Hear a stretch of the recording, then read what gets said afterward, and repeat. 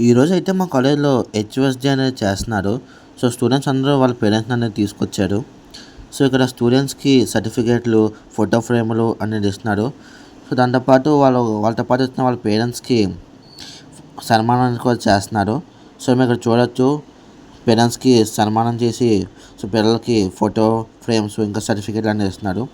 So దాంతోపాటు మా కాలేజ్లో వాళ్ళ లంచ్ కూడా ఏర్పాటు చేశారు పేరెంట్స్కి ఇంకా స్టూడెంట్స్ కూడాను.